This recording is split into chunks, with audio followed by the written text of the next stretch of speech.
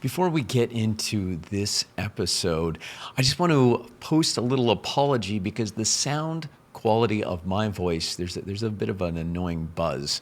And to preserve the actual interview, we are presenting it the way it is, but we do apologize for that, and we'll make sure that that doesn't happen again. So with that, let's get into this episode. Our guest this episode is Nathan Thompson. He's the head of content strategy at Copy.ai. He describes himself as a workflow-aholic who is passionate about using AI to enhance thought leadership and streamline content creation. He frequently speaks at industry events such as the Signal-Based Marketing Summit, where he shares his expertise on AI in marketing. Nathan also publishes articles on LinkedIn, where he is amassing a following of people who are excited to explore topics like the impact of AI on SEO and the distinction between opinions and beliefs for thought leaders. So here to discuss more about the future of go-to-market and balancing AI and human creativity in marketing, please welcome to the podcast, Nathan Thompson. Welcome to the Engaging Personalities Podcast. I'm Anders Belanger, founder and CEO of Engagify, where we're on a mission to rehumanize business through engagement. We believe that we can all be more successful if we can command attention and deepen connection. So stick around to the end of the show and we'll reveal how you can be our next guest on a future episode. So let's get ready to engage. Thank you so much for having me. Nothing makes you feel lamer than having your LinkedIn about me read out loud. When I was hearing it, I was like, I gotta go update. That sounds so much lamer when you read it. Well, we have to pull that, intro from somewhere. So That's right. It's all good. Hey, I always talk about this with people too, because then, I do an introduction and we want to frame what this is about. So, people want to invest some time listening. Let's kind of let them know what it's about. Yeah. So Nathan, tell me about Copy.ai, because there's a lot of websites with .ai at the end. We're one of them, although we make it stand for authentic interactions. We have a little different twist on it. I like that. But what is Copy.ai? I'm guessing, and I do know a little bit, but I'm just saying it's about writing copy. I'm going to guess in a sense, but let's explore that. Yeah, definitely where it started. So Copy AI, when it kicked off, was essentially like a AI copilot, a Gen AI copilot, kind of like ChatGPT would be. So almost a chat wrapper. It was using the same OpenAI model, and it was mainly used for copywriting. It has switched in a major way. So now instead of thinking of it like a copywriting helpful, it's actually a go-to-market AI platform. And so we have invested fully in AI workflows rather than an AI copilot. So instead of helping with like a task, building bespoke workflows that are a human's best processes so that you can get a lot done at scale and you can do everything all at once rather than task by task by task with more siloed data. So it started as a copywriting helper, but has since blown up to a now B2B full-on go-to-market AI platform. Wow. Stores data, connects sales and marketing, and just really aligns everything pretty well. So instead of kind of that, like you said, task-based, smaller chunks, you've now connected these chunks in this overarching, journey, I guess, as you go to market. Now, can you get a little more specific about it? Like, can you let's say I'm a startup, and I've got some funding and I'm going to go to market and I'm like, am I building this thing from scratch? What am I doing? We come to Copy.ai. Can you kind of tell me what does that journey look like as me, the startup, whether I'm on top of marketing or whoever I am? Yeah. I honestly think you'd be in such a good position coming in now and building from scratch. I think it's going to be harder for companies to go back on all the red tape they've created. Someone I chatted with was talking about Google and their AI Gemini when it writes the response.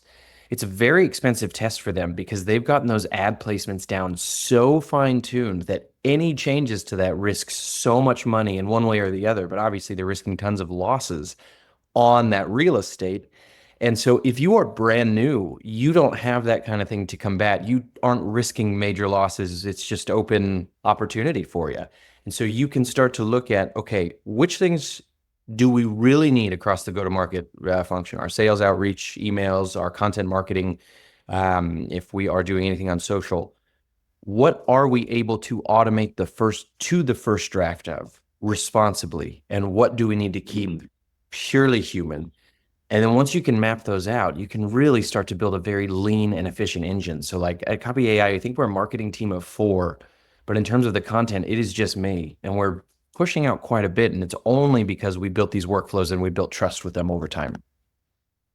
Interesting. Now, whenever there's AI involved, making sure it's pulling from the right sources, right? Like that's, like the guardrails of what you're putting out there. And I mean, obviously, you're probably going to proofread at this point, what's actually, reaching potential customers. Always. But can you talk about how do you that's going to be a concern of people's, I imagine, that you want to make sure that you represent your company in the best way. What kind of safety, protocols do you have in terms of making sure that content is relevant, accurate, and not, and on point, I guess, in that sense? Awesome question. And I've given this a ton of thought because I've gotten a lot of interesting conversation around it on LinkedIn. The very first thing that I questioned with people is, do you have the same bar of quality for content across all of your channels? And by that, I mean, is every single email, every single blog post, every single news release, is it all Shakespearean poetry, perfect, amazing? Or do you have different standards of quality for different channels? Because then you can start to build workflows that deliver that quality to where it needs to be.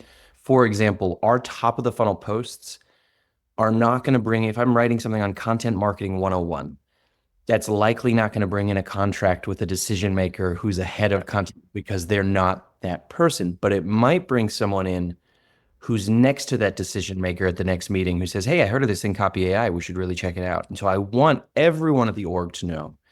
But what I'm really worried about at Content Marketing 101, which used to take me 3 days to write, or a freelancer or whatever, is accuracy and helpfulness. So is it all accurate? Is all the information spot on? I'm making sure there's no hallucinations. Always a human in the loop reading it. And is it helpful at the end of this? Does this very new entry-level person have somewhere else to go that they can get? And then eventually, with enough of that top of the funnel content, by making sure that it's clear but more accurate and helpful, we can automate the first draft at a much faster speed. And I can start to batch and push these through workflows at scale. So I can say, okay, this week we're going to target these 10 keywords. And on Monday, I can go through, proofread everything, make sure it's accurate, load them up. And then whatever starts ranking, I get our human editor to come in and really fine tune and polish that piece up to the first 1 to 3 slot. So it's just this Nice. process back and forth. But then it's like leadership. Oh, sorry. No, I was just going to say, so that's top of the funnel. Yeah. And you were just going to go deeper. So continue, please. Yeah. Thought leadership, we built the workflows to be a little bit differently. So our revision process is more human in the loop. We want to have more of that category language. Our message, it's not just accuracy and helpfulness. There's also got to be insightfulness from the middle of the funnel things. And so anytime I'm talking about insightfulness, the input has to be a human conversation. It cannot be something generated from chat. It cannot be something I copied and pasted from a blog post. If I want high quality thought leadership content from AI, I believe the input has to be a transcript. And in my view, I also attach in those, it has to have their LinkedIn profile or public information about what they've done professionally.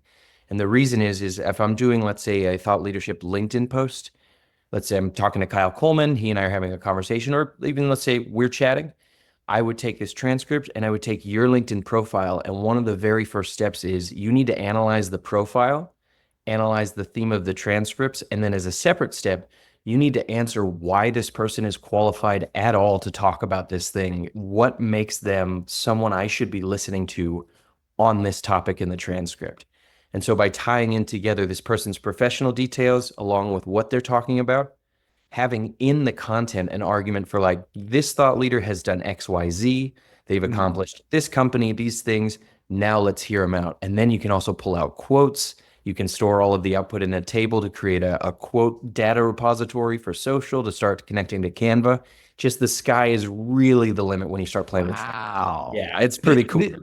This is, I mean, I'm like well, I'm impressed, but I'm also, kind of taken aback.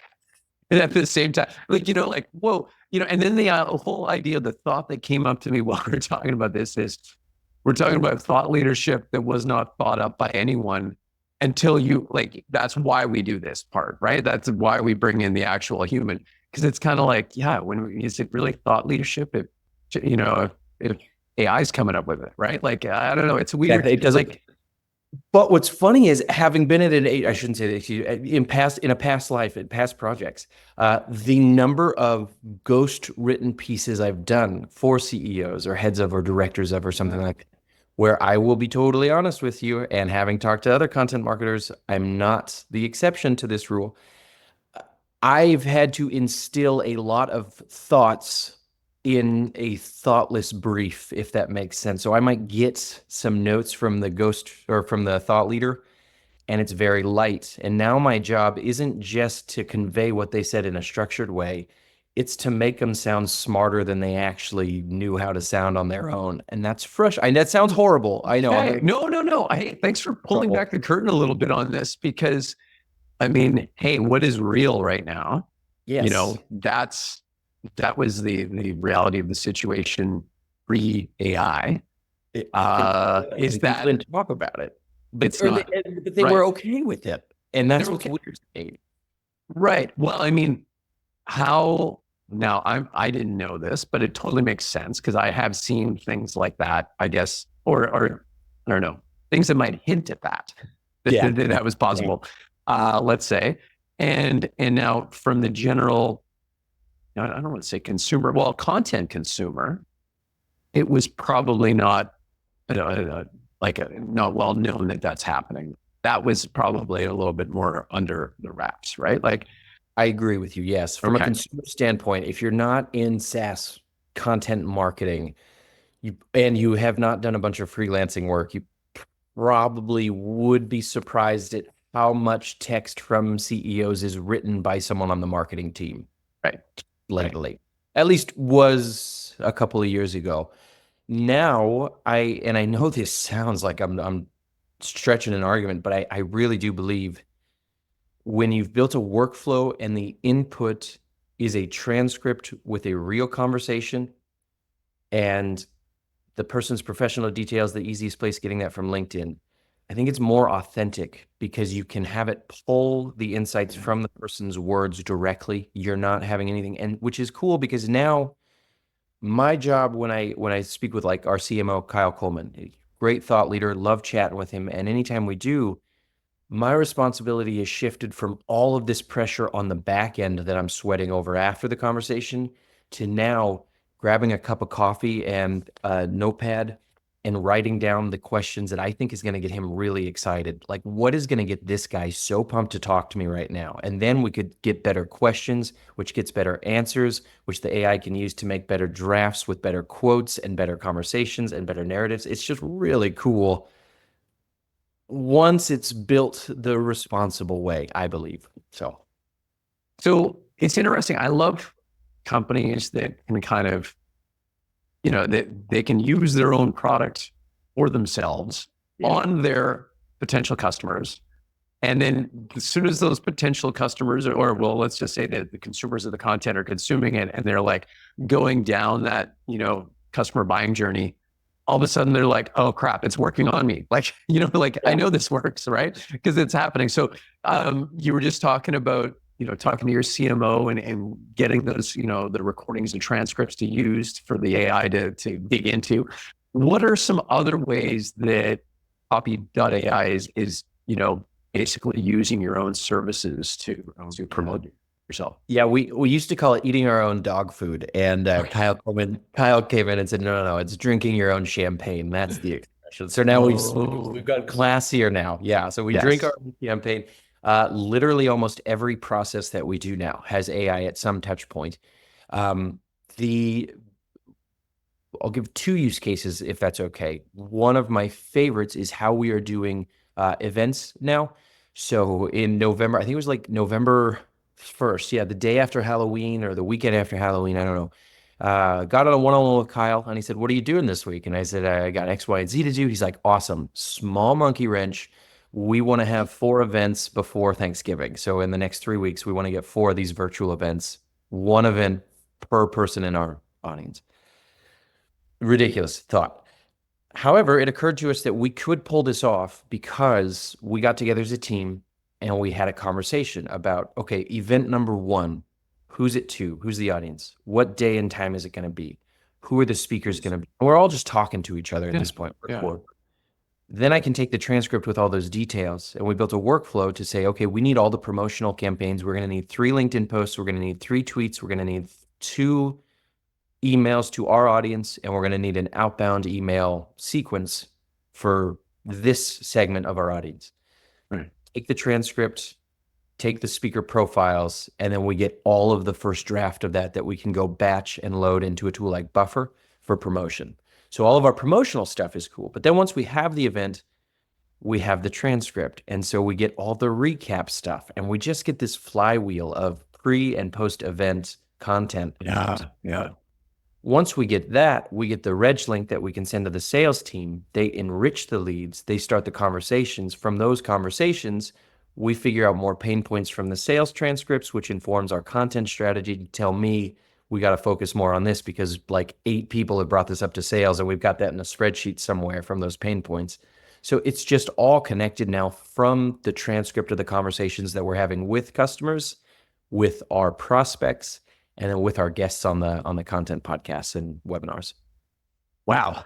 Yeah, sorry, that was so. I just verbally. No, it's good. I'm sorry. And I'm just still processing it all. And it's funny. And I say this a lot on some of the other podcasts that like, I end up buying a lot of books of, the authors and things I brought in, but now I slowly feel myself going like, I'm kind of like curious about the pricing, and I won't ask you about that right now, but thinking We'll for my get you own some company. stuff. We'll get you some stuff to play around with for after Okay, this all right, conversation, and we'll let Yeah. you drink Yeah. our champagne. That's right. So now when you had said, like, when I think about the platform itself, and you said putting it into Buffer. So Buffer was actually going to shoot it out to the different social channels, right? Yeah. What does the platform, you feed in the transcripts, you feed in the raw content that you want. What else does this platform do other than like, because it's spit out content and then you got to copy and paste that and move that around, or how much of that is automated as well, as far as that? Yeah, that was the side in my thorn until a few months ago. And then I started automating with Zapier, however you want to say it, or to where it needs to be. So I don't mind the copy and paste for some things. The blog posts were just getting annoying. So that's all sent to Webflow. And then I have a test website on WordPress. I just wanted to see what would happen. And we have, in both cases, full automation to title fields, post fields, the category, the URL slugged, the meta description, and everything just gets there drafted as a draft. And that's where I do my editing. So I'll go in and I'll just go into Webflow and start editing. And then we have someone who is now helping me. Basically, I make a content calendar with all the copy, and she just helps me get it from where it needs to go to where it is with the right video clips. And so, right. Okay. Very cool. Now, again, I want to go back a little bit because we were kind of talking about that, what's authentic, what's not, that kind of thing. And then in that, if we unpack that, is, ethics in AI. Yeah. What is your philosophy, or how is Copy.ai handling, any sort of ethical dilemmas / issues? It's really funny you say. I've given this a ton of thought, really. And it's funny because with AI and ethics, I think there's no way to argue around the fact that anytime something's done wrong, we're still dealing with a human problem. Mm-hmm. AI cannot publish itself. So if you see bad, generic, hallucinated AI, it's a human who said this quality's fine for me. That's good. And they hit publish. It's just still a human problem in that regard. In my view, ethically, the biggest problem that we're going to have is I don't think it's going to be long until we start seeing people steal from other people's content. That's what I'm mostly concerned about. And it's going to be an ethic. Again, it's going to come down to the human. So I told our CMO, Kyle Coleman, hey, Kyle, with Phantom Buster and our tool, we have a way that we could scrape literally any YouTube channel, not just video. We could take all the channel, get the transcripts of any channel that we're really excited about or makes really good stuff, and we could whip up infinite content from those transcripts based on the work that everyone's already done. And he's like, that's scary that we can. We're never going to. That's horrible. And it's the concern, though, is that companies could right now do that. So they could go to your content, Yeah. take Yeah. all of your Yeah. transcripts, and then they could whip up workflows to say, look at me, I'm the most genius person ever. But really all they've done is stolen from the YouTube channels of Elon Musk. They'll get whatever thought leaders they really admire. That's my concern ethically, much more. Okay, everyone's worried about AI making up thoughts. I'm more concerned about AI effectively stealing thoughts and Right. insights from people. That's more my concern. Mhm, mhm. Yeah, it's kind of like the whole idea of IP really, falls apart almost in a sense. Like the lines blur, and it's does. kind of right. Like I have a lot of professional speaking colleagues and friends, and so one of the things we're seeing is people publishing books on things they don't really know anything about. Yes. And then they get a book to speak, and then it falls to pieces, right? It's kind of so there is a sense of you still got to back it up, right? And these companies that would promote themselves and not be able to deliver because of the lack of expertise. I mean, I feel like the market will be intelligent in some ways, right? It may not always work in that. Yeah. There's a thought that always nags at me, and I'm not sure how this is going to play out. This is probably a tangent. I'm sorry. I'd had a class where the teacher had pointed out the Gutenberg press had made very significant changes. One of the changes, though, is that before the press, in order to write a book, you had to be either very wealthy, which meant that you had a lot of knowledge in something, time to study and become an expert in something, because you had to pay people to write it by hand, or you had to be the expert writing it by hand. Once the printing press came out, people were able to mass publish books that had all the cachet of a book still that had been handwritten, because it's this, but it didn't have the same that went into making it. So you didn't have the same amount of effort to create it. I'm wondering if the same isn't going to kind of happen now, where you're going to see everyone has a book and everyone has all of these websites and perfect profiles and personalized everything. And I think for the next couple of years, that's going to be fine, because you're going to have all the cachet of, it was almost impossible to do that on your own pre-2021, but now you can. And soon everyone's going to start doing it. I think it's going to make the internet a lot more polished, but I'm hoping it doesn't water everything down. That's just my concern. Right. Get lost in the, it's like the warts and all will become special, right? Like Yeah, I think so. I don't think know. people want raw Like- video. I think it's going to be raw, but then the Yeah. text needs to be really good and polished and personalized, I think. Yeah. Yeah. That's that whole, side of thing. We've been talking about this on some of my videos that I post and things, is that knowledge, and with AI, like knowledge is cheap now. Yeah. It is. But the communication of it, or the responsibility of getting that idea across to someone else, is where the value is. Because, again, if people can find it anywhere and they don't value it, are they going to listen? Are they going to care? That side of things. So that humanness is so important, right? And so here we're talking about AI, but I mean, I don't know, maybe that's just the humans in us going, we still matter. I really think we do, though, and that's what's fun. Like I wrote this recently, and I really do mean it. I think humans with AI are hands down currently and going to outperform humans who don't use AI, and AI that doesn't use humans. So those fully automated agents, I don't think that those are a great solution either. But then humans not using AI, I'm like, hey, I knew a guy growing up. He was a mentor. I really liked this guy, taught me rock climbing, but he refused to get an email on his cell phone. He was a carpenter. And I was maybe 13, 14 or something. And I even then remember thinking, this has to hurt you. This just has to hurt you somehow. Like, would you hire someone who didn't have an email address right now? No, no, 30 it's years ago, that was a credibility, real right? conversation. Like, that was a real Yeah. conversation 30 years ago. Should I get an email address or not?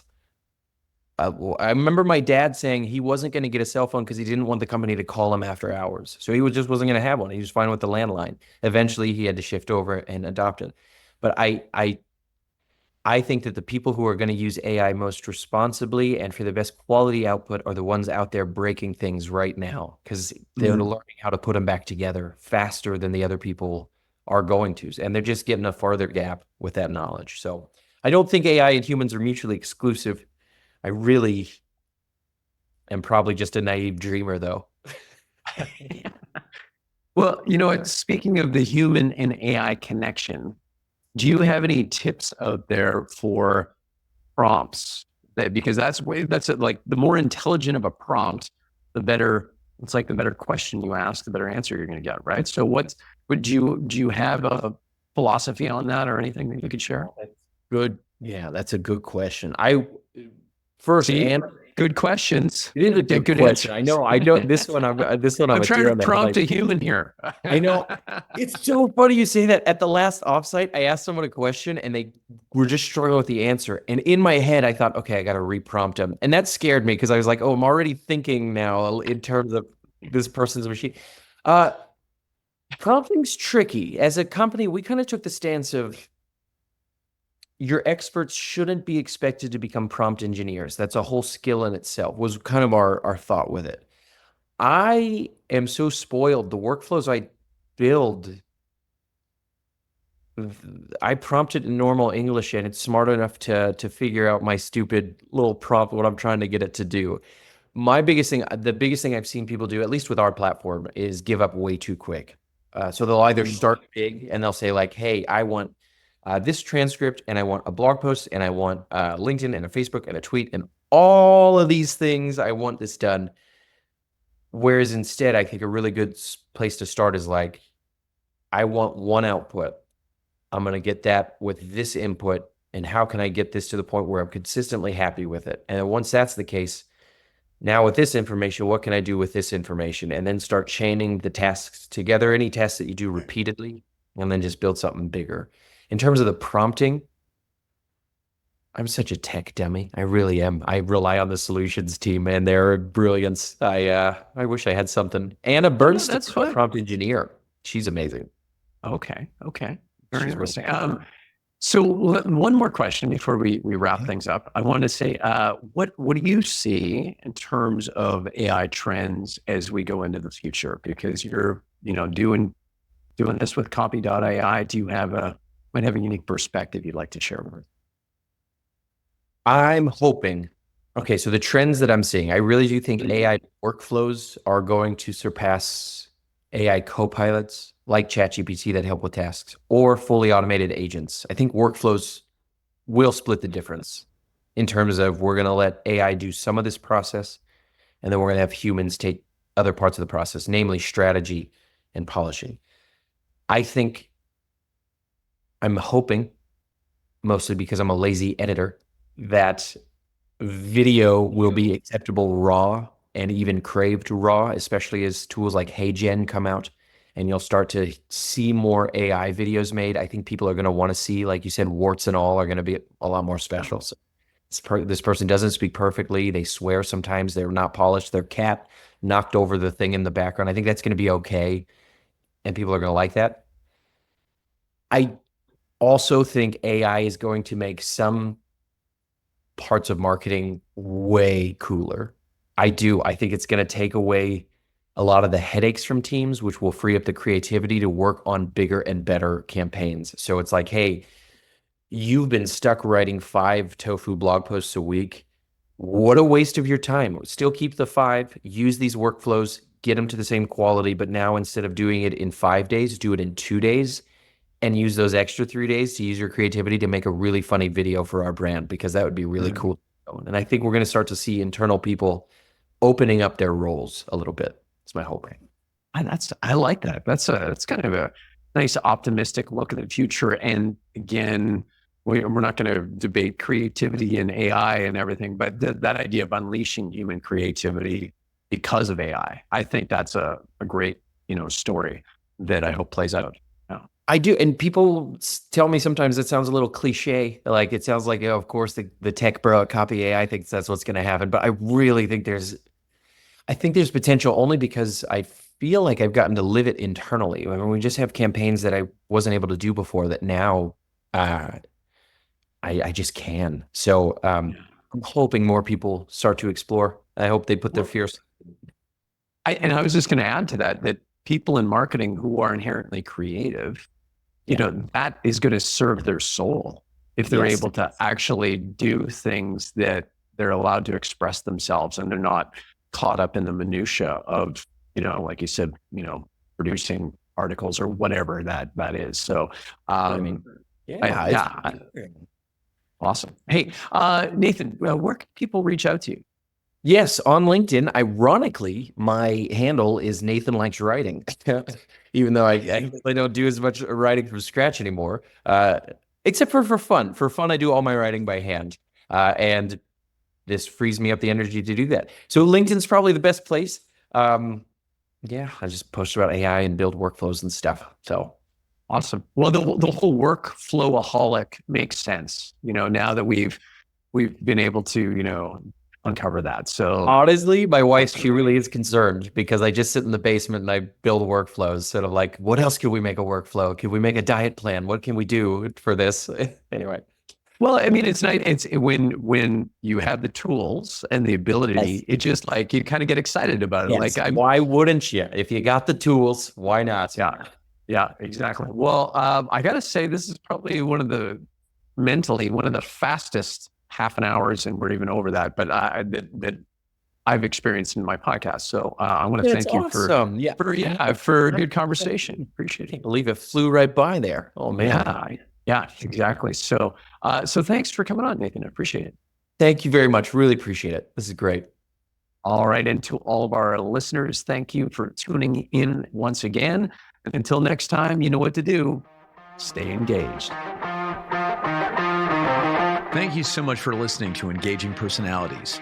If you believe this world needs more engagement and you're an industry leader or you have an interesting take on rehumanizing business, go to go.engagify.ai/podcast-guest to apply and come on the show.